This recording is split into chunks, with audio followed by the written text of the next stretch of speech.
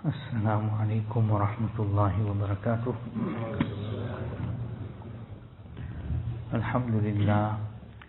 Alhamdulillahi wa kafa, wassalatu wassalamu ala sayyidinil Mustafa sallallahu alayhi wa ala alihi wa ashabihi wa baraka wa sallama tasliman kathiran.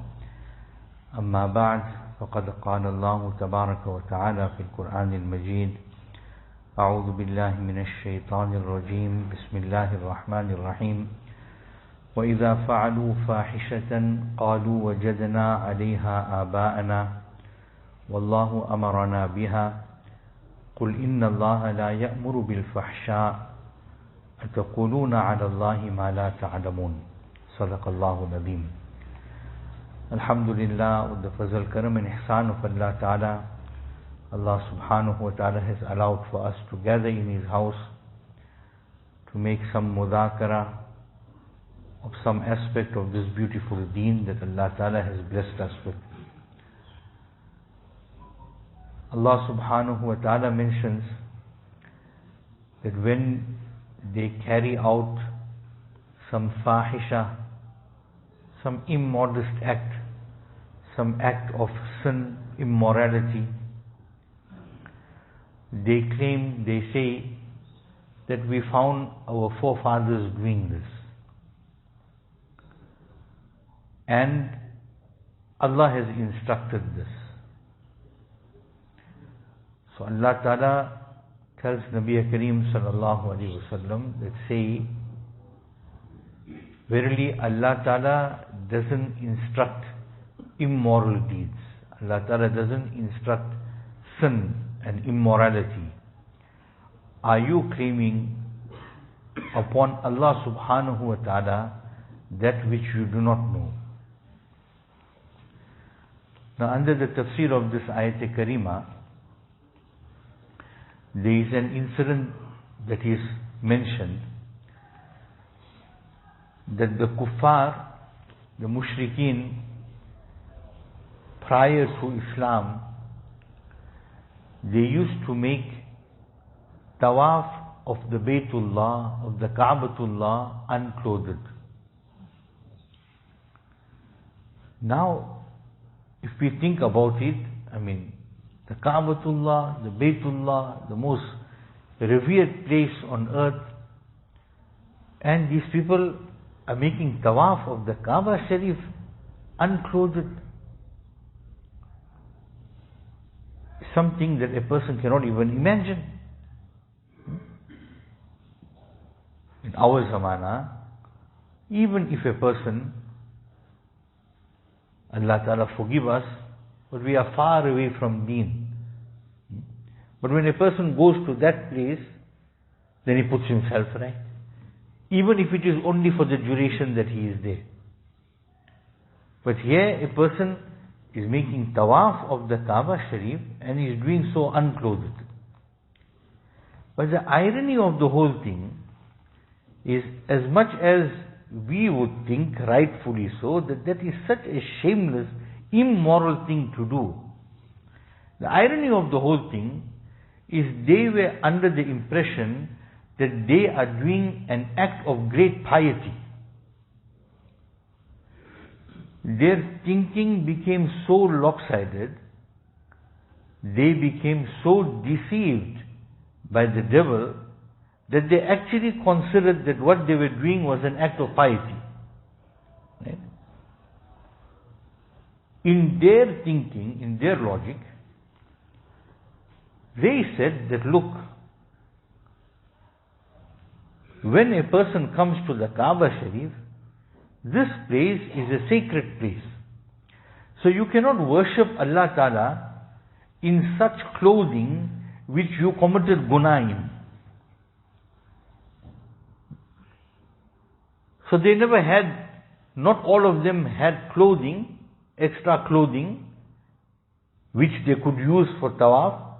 So they came to the conclusion that if we committed guna with this clothing, then when we go to Kaaba Sharif, we must make tawaf unclothed. So we're doing a great act of respect. We are revering the place. We are showing respect to the Kaaba Sharif and we're showing respect to Allah Ta'ala by engaging in an act of immorality. Right? Now we would think that this type of thinking is far-fetched, but it is something that happened. And Allah Ta'ala is making mention of it here in the Quran Sharif. Right? So what we learn from here is we must never underestimate the deception of the devil. Don't ever think that we are safe from the deception of the devil. Many a time, the devil will make things seem such that we will actually think that we are championing the cause of Deen. We are championing the cause of mankind. But in actual fact, what we are engaging in is nothing but zulam. What we are engaging in is nothing but immorality. But we will be so far gone that nobody will even be able to talk to us. We are not prepared to listen to anybody. We feel we know it all, we got the answers, nobody can talk to us. This is why it is so important that daily, we must renew our Iman. Daily, we must keep in tune with our Deen, with the Shariat, with the Sunnah of Huzur Pak sallallahu alaihi wasallam. Remain in the shade of our Akabirin, our elders. Then they will continue to guide us on this Sirat-e-Mustaqim. Keep making dua to Allah Ta'ala, that Ya Allah, safeguard me from the evils of my nafs, and safeguard me from the whisperings of shaitan. See, sometime, alright, before we move on, I just want to give you one example of how we can become so lopsided in our thinking, right? If we have to ask any of the elder people,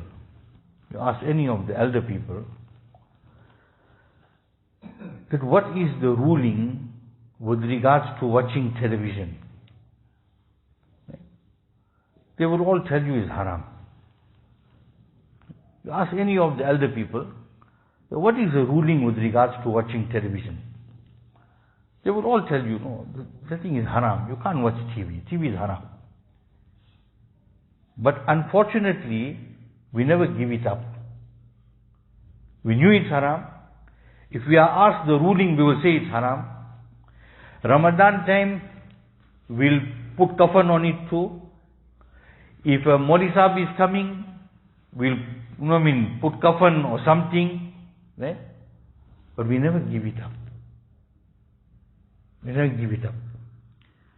So with the passage of time, it became so accepted that today in most of our masjids people are watching TV. But they're watching on the phone. The same TV. You go most of the masjids, the children are sitting in the back, they're watching movies. They think nothing of it. You go in the Haram Sharif, they're sitting and watching movies. They think nothing of it. Something that was haram. If that was not enough, then we got a group of Muslims who went further and said, no, we have to create a channel for Muslims now. A TV station or whatever you want to call it, for Muslims. And call it that this is something that is Islamic. This is something that is an ibadat. Right? Now currently, as in most organizations and whatever, you must get tamasha, right? You get some problems taking place. So there are people, maybe part of that station or whatever, they are disgruntled. Right? So they say, no, the what you call now, people who are in charge, the organizers or whoever, the people in charge of the station, the bosses of the station, they are not paying the people, they are not doing this, they are not doing, whether it's happening or not, Allah Ta'ala knows best. I'm just telling you what's out there. It's no secret. This thing is out there everywhere. It's plastered everywhere. So they are saying, they are making these allegations. Right? So that's not our business.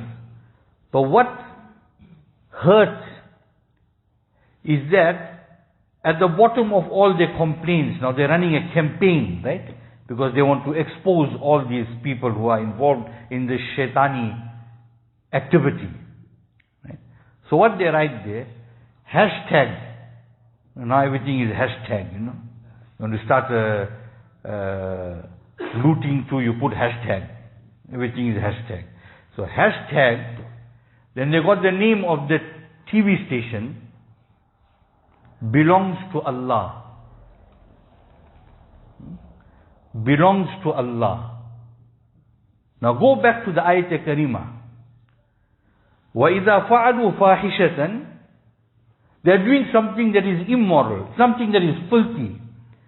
قَالُوا وَجَدْنَا عَلَيْهَا آبَانَا. Oh, we found our forefathers doing this thing, so it must be right. And then they went a step further, وَاللَّهُ أَمَرَنَا بِهَا. So our children who are sitting in the back and watching the TV on the cell phone, وَجَدْنَا عَلَيْهِ آبَانَا. They don't think it's anything bad because we saw our father watching, so we watching. But this group now went further. وَاللَّهُ أَمَرَنَا بِهَا. That this filth belongs to Allah. So see how the thinking goes. When we don't remain within the ambit of Sharia, we are not strict on ourselves. We slip so much. You know, the Akabirin used to say, when the mud is thick, then even the elephant will slip. So we slip so much that we don't realize where we've gone, but in our mind, we are championing the cause of Deen. We feel we're championing the cause of Deen. And all this happens when we don't take guidance. We don't take the correct guidance. Right? So moving on, you see, sometimes it's nice to know how the enemy views us. Right? If you see how the enemy views us, then we see where's our weakness. Right? So the Kuffaar, they are just the face of the enemy. The real enemy is shaitan. The real enemy is the devil, is shaitan. The Kuffaar that are working with the devil, they are just the agents. Right? We feel them sorry. We make dua, Allah give them hidayat. And Allah keep us with Imaan and take us with Imaan. Right? But these people, the enemies of Islam, the enemies of Iman, the enemies of Muslims, they have categorized the ummah. We're talking about the believing segment of the ummah. Otherwise, everybody is the ummah of Huzur Pak sallallahu alaihi wasallam. But there are those that have accepted the invitation of Rasul Pak sallallahu alaihi wasallam. They are called Muslims and Mu'mineen. And then there are those who haven't accepted as yet. So, the enemy of Islam has categorized the Muslim Ummah in 4 categories. Right? The first category, they call them fundamentalists. Now some of us maybe we forgot this word. When 911 happened, this word was everywhere. Fundamentalists, fundamentalists. Have to root out the fundamentalists. So who is a fundamentalist? Who is a fundamentalist? Who do they regard? What is their definition of a fundamentalist Muslim? So the definition of a fundamentalist Muslim, according to them, is that Muslim who studies the Quran, he studies the Hadith, he studies fiqh, and he implements it. Right? He studies Deen and he implements it. Right? So for example, if you read the Quran Sharif and Allah Ta'ala says, Ya ayyuhan nabi qul li azwajik wa banatik wa nisa'il mu'minin yudnina alayhinna min jalabibihin. In short, women must be in parda. So he read that ayat, he said, no, women folk have to go in parda. Right? He read the ayat with regards to khamar. Ya ayyuhalladhina amanu innamal khamru wal maysiru wal ansabu wal azlamu rijsum min amali shaitan. That all this alcohol, this gambling, all this filth is all filth from the acts of shaitan. Right, finished, out of my life. Right? He read with regards to interest. Don't get involved. If you get involved, then you are declaring war with Allah Ta'ala. Interest out of my life. Now, that is a Muslim now. That is what every Sahabi was. Right? But what they say now, that Muslim there is a fundamentalist Muslim. Why? Because he's practicing his religion. Now this fundamentalist Muslim has become an extinct creature. There's very few left.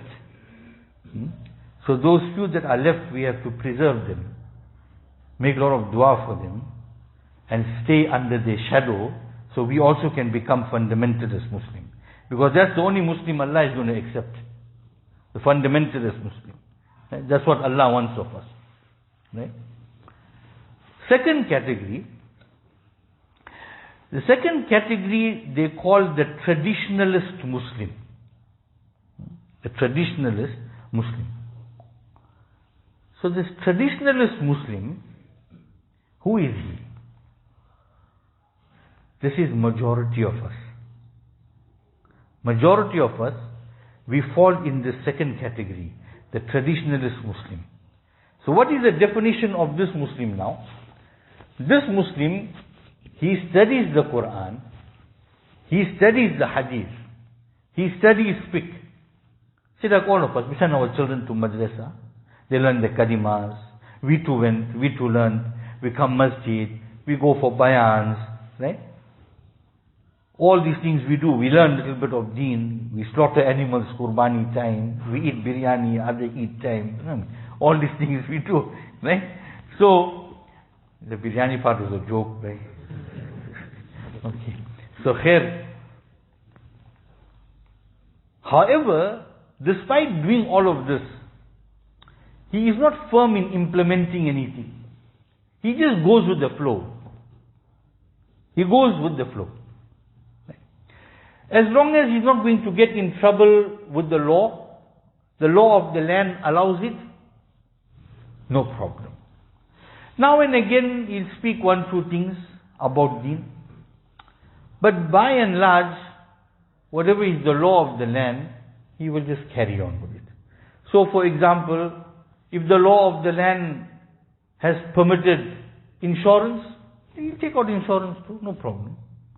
He studied the fiqh, everything, he knows the haram. But he said, take it out, no, never mind now. What are we going to do? How are we going to protect our things? This is South Africa now. Allah Pak can only protect in other countries, can't protect in South Africa. Tawbah, astaghfirullah. So interest is haram, I know it's haram, but now I need that tan, what am I going to do now? You buy it. Interest is haram, but now that property came now. I need that property now. What am I going to do now? Just take it. So this traditionalist Muslim, he's a dangerous person.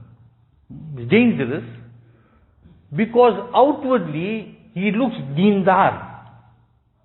Outwardly he looks like a person of deen. He's got deen in him. Right? But he's not implementing the Sharia. He's not implementing it in his life. So that's the second category of Muslim. The third category they got is a modernist. Third category they say is a modernist.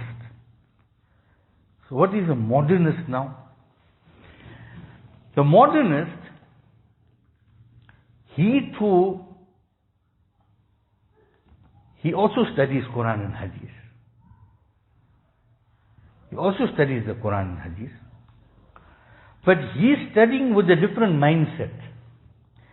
The modernist, see, everything that the fashion spews out, everything that is new, is modern, everything that his nafs wants, right? He looks at the Quran and the Hadith to find a loophole to do it. He needs to panel beat the Shariat to suit what his nafs wants to do and what the Kuffaar want of him. Right? You see, some years ago, I don't know if you know Mufti Hussain Bayat Rahimahullah. Right? He was very active in those days with Crescent of Hope and doing a lot of charitable works, etc. So once he had come to Pietermaritzburg, and at that time this Gulen movement was becoming very active here. You know, the different Turkish groups opening up schools and this and that, doing all these things. So he told me there was one that opened up just outside Pietermaritzburg. So he said, "Maulana, come and let's go and pay these people a visit." He was a man like that. You just take the bull by the horns, you know. So anyway, I said, "All right, chalo, let's go." So we went. So when we went there, he said, "Now to see your syllabus." So he started going through the kitabs. So he found a lot of discrepancies. He found that they're not really emphasizing on hadith. They've got their own type of fiqh. Although they call themselves Hanafi and whatever, but they've got their own type of thing carrying on. And then he started talking to the brother there. So now this person is supposed to be a principal of what we will call a Darul Uloom, right? It's supposed to be in our madrasa where the students are studying higher Islamic education, right? But all the students are in shirt and pants. It's a must. The uniform of the madrasa is shirt and pants. None of them are allowed to keep a beard. None of them are allowed to wear an amama, right? None of them are allowed to eat on the floor. They must all eat at the table. They must use a fork and knife. That's all the rules of the institute, right? So he asked the brother, he said, "Look, tell me something, man. Why do you dress this way?" First he asked him about the beard.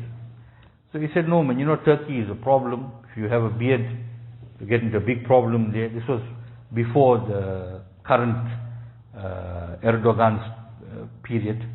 So he said, "No, you'll have a big problem there." So he said, "Yeah, but you're not in Turkey now, you're in South Africa." He said, "Yeah, but I have to go home." He said, "All right, if that's your excuse, the day before you go home, take out your beard. But while you're here, why are you not growing your beard?" He was just putting him in a corner, you know. But after that, he asked him, he said, "Well, why are you dressing like this, and why are you making your students dress like this?" So that person answered, he said, "No, Nabi sallallahu alaihi wasallam instructed this." So he said, "But how? Where Nabi sallallahu alaihi wasallam is?" So he quoted the hadith. He said, "Inna Allah ta'ala jamilun yuhibbul jamal." Right? Now this particular hadith sharif, Nabi sallallahu alaihi wasallam was speaking about pride. Right? So one Sahabi asked Nabi Kareem sallallahu alaihi wasallam, "You know, a person, he likes to be neat, he likes to be tidy. So is that also pride?" So Nabi sallallahu alaihi wasallam said, "No, that's not pride. Allah Ta'ala is beautiful. Allah loves beauty. To be neat, to be tidy, all that, that's part of Deen." Right? Now where they took the hadith and where they applied it? They took the hadith now and applied it to wear pants beneath the ankle, to dress up with the clothing of Kuffaar libas. Right? And then he went further to say that, see, in today's times, this is beauty. That dressing of Nabi sallallahu alaihi wasallam is not beauty, this is beauty. So in order to comply with the hadith, you have to dress like this. So this is modernist. Right? This is a modernist mind. That you must make hinjdan. You panel beat things, pull out something from there, pull out something from here, find one proof for yourself, for you to do what your nafs wants to do, or what the modern world wants you to do. So that's the modernist Muslim. And then you get the secularist. The secularist Muslim. So the secularist Muslim is the one who his whole mind, he's not worried about Quran and Hadith anymore. Right? His religion has become the secular sciences. Secularism has become his religion. His whole mindset, everything just works with that. What secularism says to him, that's his religion. Finish. He is not worried about what Quran says and what Hadith says and what fiqh says, and all. He's not bothered about that. So that's the secularist Muslim. So after they have made these categories, so they explain that, see, category 1 and 2, we don't have to worry about them. Category 1 and 2, they are ours. We don't have to worry about them. Category 3 is a category that we have to glorify. Category 3 is the category we must glorify. That must look like the role model for Muslim. And category 4, they must be demonized. They must look very bad. Whether it's in the newspapers, whether it's on social media, whether it's wherever, they must look very bad. And you see what's happening now, right? This Taliban in Afghanistan, how they are being demonized. You came, occupied their country. You came and occupied their country. You caused bloodshed there. You killed hundreds of thousands of people. They came in, no fighting, no bloodshed in the capital. When Mandela came out of prison and he took over the country without fighting, he became an icon. You don't open his files, but he became an icon. Right? These people are supposed to be like heroes. They came in here, they had all the taqat to do whatever they wanted to do. They didn't do anything, they're still preserving everything. There's so much of respect, honor. No, but they are being demonized. And they go out of their way to demonize them. Right? That lady, Yvonne Ridley, you must have heard of her. She was a prisoner there in the Taliban. Right? And then when she was released, so these people were waiting for her. They already had the headlines and everything ready now. How are they going to demonize the Taliban? But when she came, she didn't want to even talk to them. And then she accepted Islam later on. Now recently she wrote one article. She said that when the American, all these 48 countries, whatever, when they came in there 20 years ago, then you must have seen the photos, right, of women burning their burqas and men shaving off their beards. Like as if to say, this Deen was so difficult for us under this Taliban rule, and now we are free now. We can do whatever we want to do. So she said that's what the camera showed you. Right? What the camera didn't show you is who those people really are. And how each one of them was getting paid $10 to do an act. That the camera never showed you. So they will go out of their way to demonize, to make a Muslim who they regard as a fundamentalist to look very bad. And that happens even in our country too. Right? Those ulama who say, no, you must hold on firm to the asal, they must be made to look very bad. They sort of backward, they don't know what they're doing, they're out of sync with the community, they don't know what's going on. You don't have to be in sync with anything, you have to be in sync with Allah Ta'ala, you have to be in sync with the Shariat. But they must be demonized so that the public must think, no, these, so they don't know what they're doing. And the traditionalist, he must look good. He must be made to look good. He's who? He's a Yabas man. So whatever the Kuffaar say, although he got Deen in him, whatever the Kuffaar say, no, Chalega, it's alright. No, you must carry, you must work with wisdom. Work with wisdom. You must just carry on. So that traditionalist Muslim, they say that group you must glorify them. So they must look like, that is the example to follow. So we need to ask ourselves that where do I fit in? Which category am I in? Where am I supposed to be and where am I? And see, what is my fikr for my deen? What is my fikr for my Iman? What is my fikr that I must die with Iman? My children must die with Iman. What is my fikr for that? See, Port Shepstone is a town that did us proud, right? A town that did us proud when all this problem happened and everything.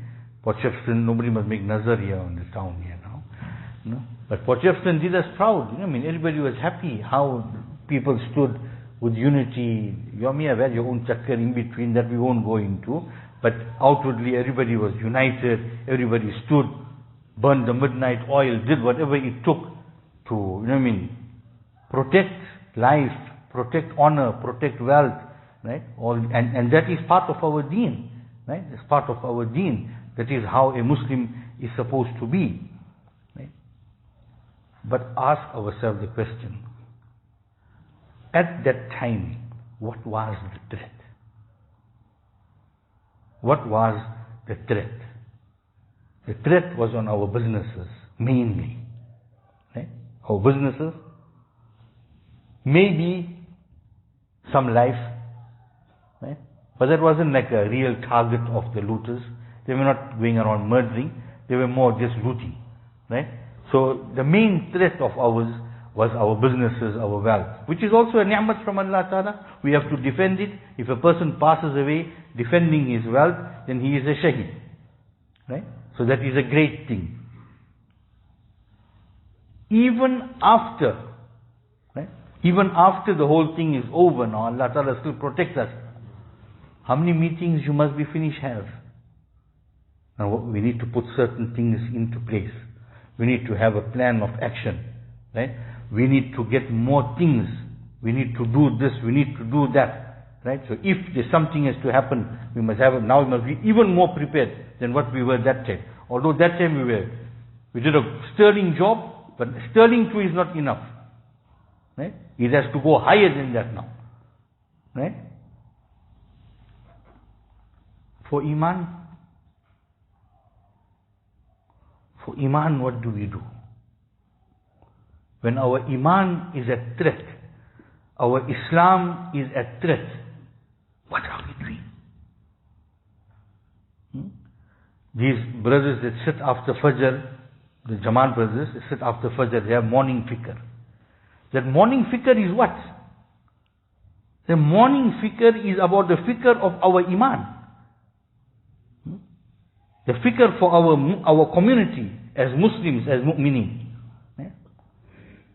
Now, if we see that in our community there's behayai, there's bepardagi, there's so much of gunas taking place, will we as a community get together and say we need to rid our community of this?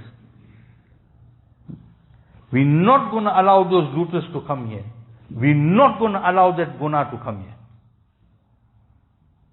Not only you guilty, we're all guilty.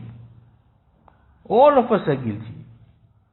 But these are things to make us think, make us realize that what is my fikr for my Iman, my Islam. That is the thing Allah Ta'ala wants to see me coming back to Him with my Iman intact. Right? اقترب للناس حسابهم وهم في غفلة معرضون. The reckoning of mankind has come very close, but they are turning away in heedlessness. ما يأتيهم من ذكر من ربهم محدث إلا استمعوه وهم يلعبون. No hukam of Allah Ta'ala, word of Allah Ta'ala, advice of Allah Ta'ala comes to them, new advice, something they learn of Deen, except that they listen to it while they play. لاهية قلوبهم وأسروا النجوى الذين ظلموا هل هذا إلا بشر مثلكم. Quietly what the wrongdoers, what they say, he's a man same like you, man. So the Kuffaar were saying that with regards to Huzur Pak sallallahu alaihi wasallam. We say it Why Jamaat brothers now carry on? 6 points, 6 point, my success, your success. These Maulanas, what they come out is to keep us beard, must keep topi, keep your mind clean. We want contemporary issues here.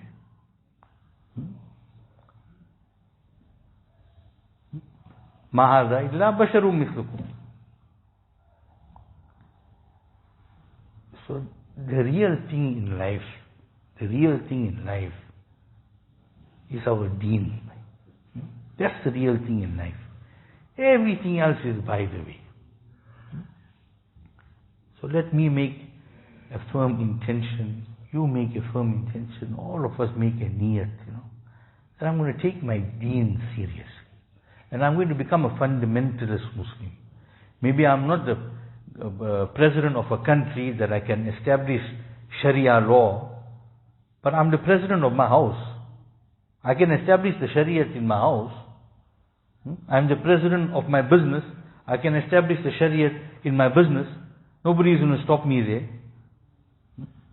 And if we don't, then wallahi, we will be doing such things, right, that we will be thinking we're practicing deen, but in actual fact, we will be engaged in immorality and in sin. Let me give you one example and we will conclude. How many of us, when we got married, we had walima? All the married people here, anybody who got married, who's here got married and you never have walima, can pick up your hand. Everybody had walima, right? All had walima. When you got married, you have walima, right? So why do you have walima? Why do we have walima? Why will a person get married and make sure he has a walima? If the father is to tell his son, you're getting married, I'm not having walima for you. He'll come here by Maulana. Say, Maulana, speak to my father. Doesn't he know he's a sunnah of Nabi sallallahu alayhi wa sallam? Nabi sallallahu said, Olim walo bishat. Go and explain to my father, we have to have walima. How can we know? We are Muslim people. How can we not have walima? So we'll have a walima because it's sunnah. Nabi sallallahu alayhi wa sallam said, must have walima. But how many of us made sure that in that walima, no law of Allah Ta'ala is broken? How many of us made sure with regards to that? Right? So we are championing the cause of the sunnah, that it is a walima. So we have to have walima. How can you not have walima? Right? But is there deen in that walima? So if somebody asks us, why are you having walima? Allah amarana biha. Allah instructed, Nabi Sallallahu Alaihi Wasallam instructed you must have walima. But what's happening in that walima? Where is the deen in that walima? Which part of that walima is sunnat? But we think we're practicing on deen. So this will happen with so many things in our life, with so many things it will happen. That we see a day when the I don't want to say wrong things. Some say clown prince, some say crown prince, we don't know what. When the person stops Hajj and he thinks he's championing the cause of deen. When the crown prince says that the tafsir of the Quran Sharif needs reform. But this is the era we're living in. Imagine the person who is ruling Saudi, where our two harams are, where deen started. He is saying that the tafsir of the Quran requires reform. Because that time when the tafsirs were written, they didn't have the technology and the science that's available today. So see where the world is going, boy. See where it's going. If we're going to carry on like this, where will we end up? What will we have left of our deen? Hadhrat Rahmatullah Ali, He used to, sometimes when he used to talk about the halat of the ummah, then he used to say in the end that unt teri kaun si kal seedhi. Say, camel, oh camel, which part of your body is straight?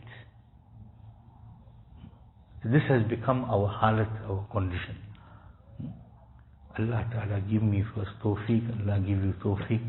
Allah grant us all tawfiq. The doors of tawbah and istighfar are open. Allah Ta'ala is there to accept us. All we need to do is turn to Allah Ta'ala. Allah is there to accept us, pick us up. Allah is there to give us izzat, honor in the dunya, in the qabr, in the akhirat. All we got to do is become Allah's. Become Allah's. Bismillahirrahmanirrahim. اللهم صل على سيدنا محمد وعلى آل سيدنا محمد وبارك وسلم. اللهم لك الحمد كله ولك الشكر كله. اللهم ربنا ظلمنا أنفسنا وإن لم تغفر لنا وترحمنا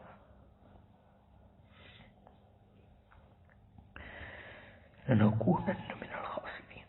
ربنا فاغفر لنا ذنوبنا وكفر عنا سيئاتنا وتوفنا.